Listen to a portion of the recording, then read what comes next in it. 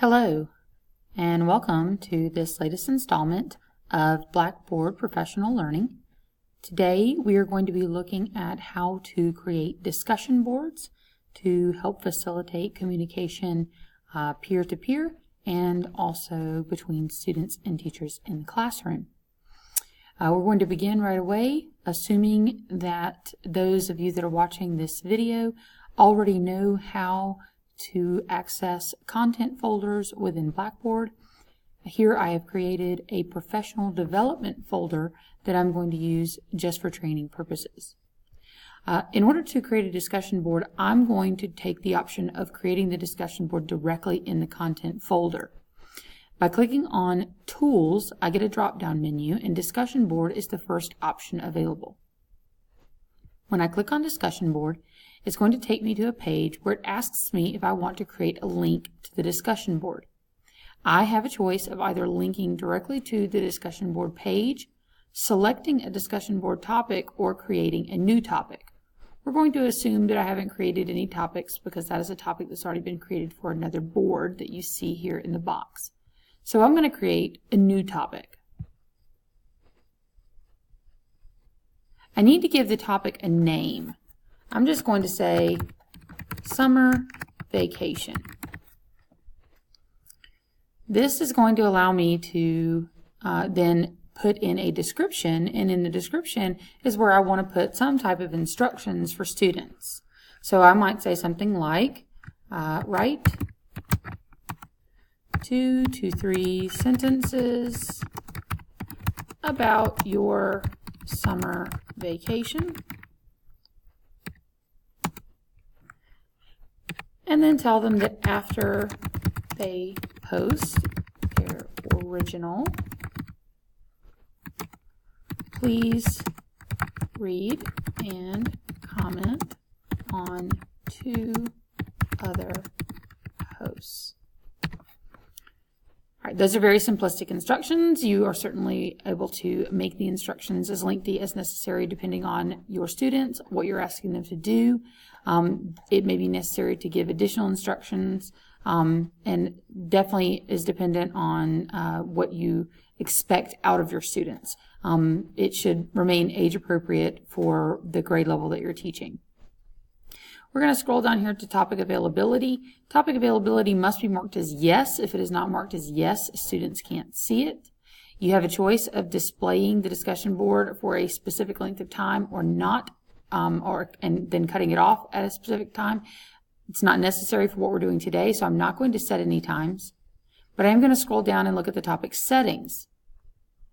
On the topic settings, it tells me that if a due date is set, submissions are accepted but marked late. That's just additional information.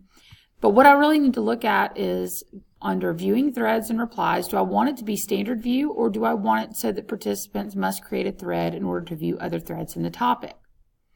Well, if I leave it in standard view where the students can go ahead and see all of the other threads that are opening up, it also means that they can read other threads. So this again is a preference. If you want your students to be able to read each other's original posts, maybe to get ideas, maybe they're just brainstorming, maybe this is something that you do early in a unit and you don't mind if they read somebody else's post and get ideas from it. However, if it's something that you're going to grade, you may want to select that participants need to create a thread in order to view other threads in the topic.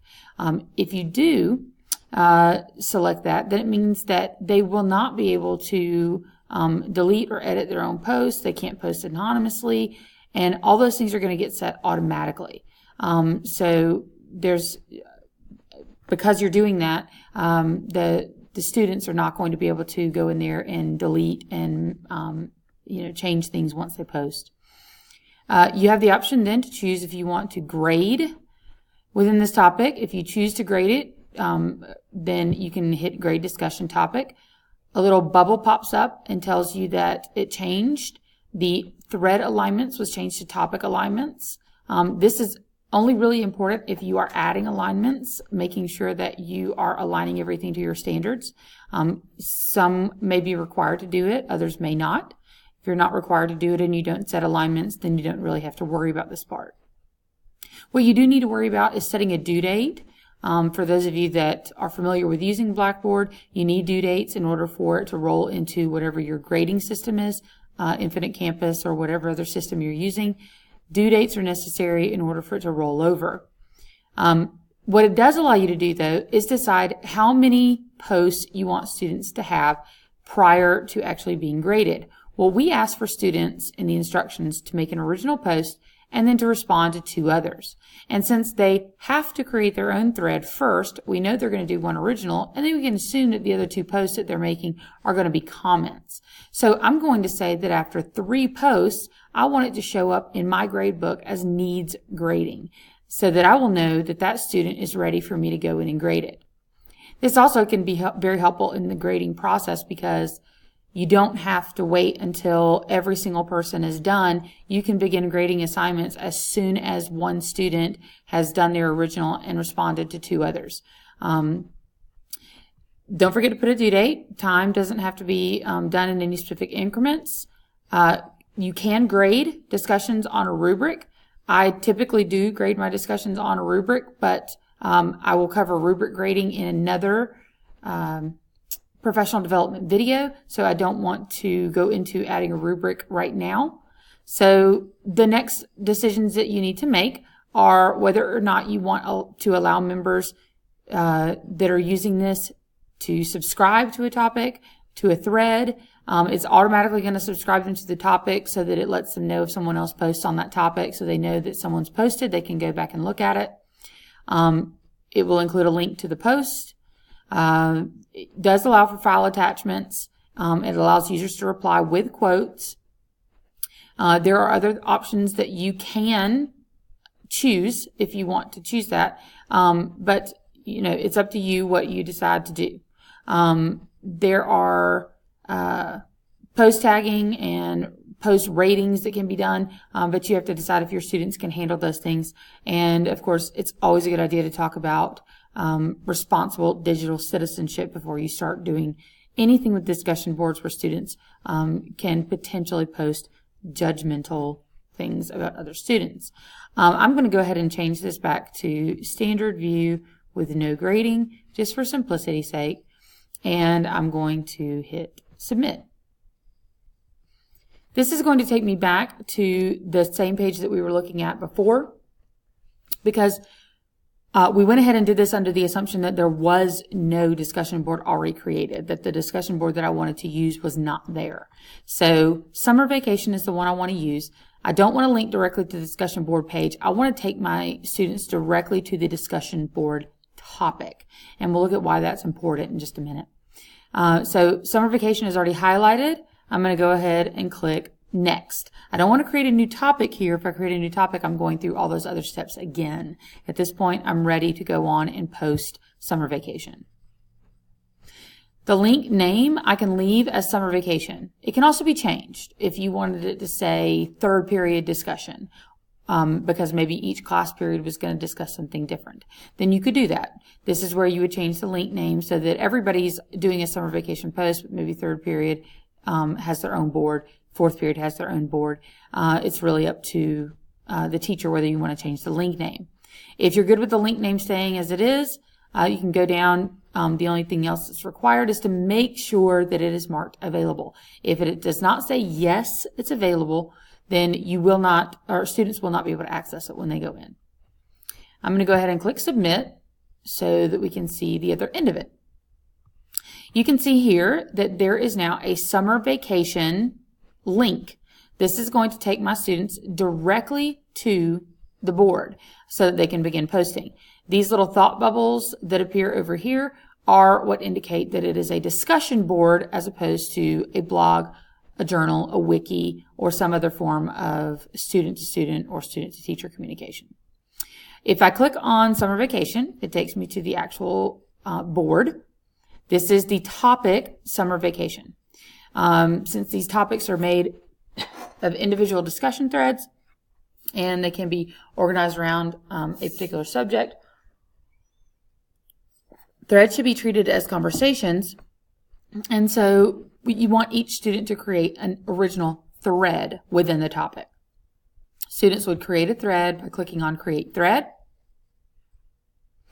They give it a subject, and then they're going to type their message.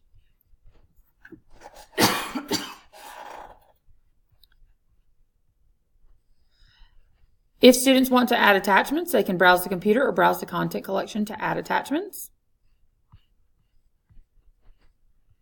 And then when they're done with all of that, and I'm going to go ahead and put a subject in here just so that it will do something. I'm going to put my name, which is what I would normally have students do.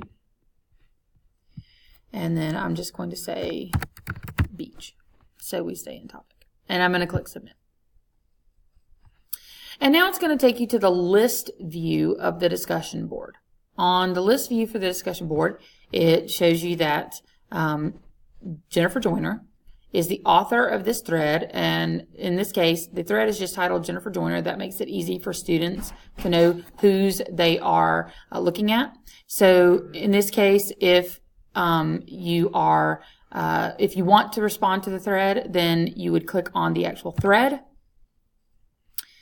You can go into the thread. It's going to take a second to load, and then it's going to show you what that individual typed. Now, obviously, this is not a lot, but for students to reply, they would click reply. They are then taken to another little message box where they can type in a message and then click submit. I'm going to go ahead and cancel out of that. You can also put the discussion board, and I'm going to click OK to get out of this one, into tree view. And tree view just allows you to see it slightly different. You notice that the boxes over here that tell you that there were how many unread posts there were have disappeared, and all you see is the title of the thread, the author, that it was published, and it tells you the date and time that it was published. Students may or may not have access to delete or do other things with the threads. You can control whether or not they have access to that. That is something that, if you want to get into more specific details, then you may want to consider creating a co-planning session so that we can talk about how to do some of the more advanced work on creating threads or creating topics. Usually, the teacher is the only one with the power to delete a thread, and that is the way you want it to be, because as part of responsible digital citizenship, you don't want students to have the option to create and delete threads and or comments so that they aren't doing anything that they shouldn't. All right, that is going to wrap up our discussion of discussion boards and putting them onto Blackboard. We will have another professional development on in-class communication coming very soon on blogs. Thank you, and I hope you learned a lot.